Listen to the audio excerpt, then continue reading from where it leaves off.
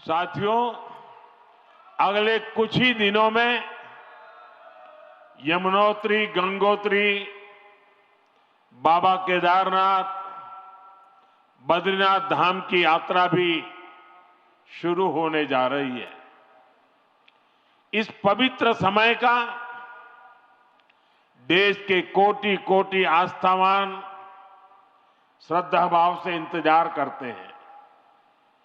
मैं पंच बद्री, पंच केदार, पंच प्रयाग और यहां के आराध्य देवों को श्रद्धापूर्वक प्रणाम करता हूं।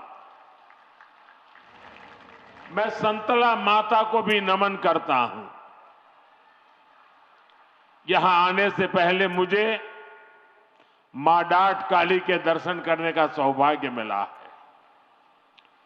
देहरादून शहर पर मां डाट काली की बड़ी कृपा है। दिल्ली देहरादून इकोनॉमिक कॉरिडोर के इतने बड़े प्रोजेक्ट को पूरा करने में माता डाट काली का आशीर्वाद बहुत बड़ी शक्ति रहा है। साथियों, उत्तराखंड राज्य अपनी स्थापना के 25 वर्ष पूरा करने के साथ ही 26वें वर्ष में प्रवेश कर चुका है।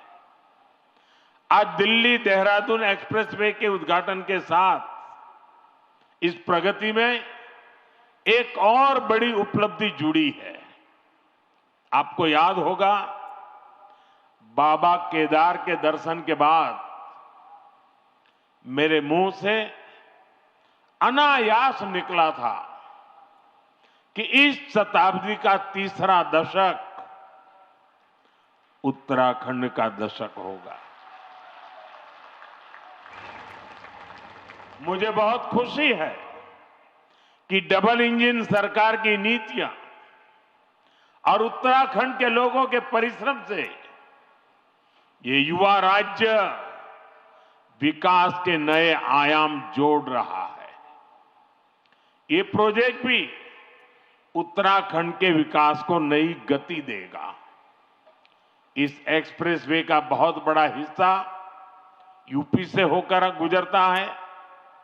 इससे गाजियाबाद, बागपत, बड़ौद, शामली और सहारनपुर जैसे अनेक शहरों को भी बहुत फायदा होगा। टूरिज्म के लिहाज से यह प्रोजेक्ट बहुत अहम है। मैं पूरे देश को इस प्रोजेक्ट की बहुत बहुत बधाई देता हूं। साथियों, आज डॉक्टर बाबा साहब आंबेडकर की जयंती भी है। मैं बाबा साहब को कोटि कोटि देशवासियों की ओर से श्रद्धांजलि अर्पित करता हूं। बीते दशक में हमारी सरकार ने जो नीतियां बनाई, जो निर्णय लिए, वो संविधान की गरिमा को पुनः स्थापित करने वाले रहे हैं। आर्टिकल 370 हटने के बाद आज पूरे देश में भारत का संविधान लागू है।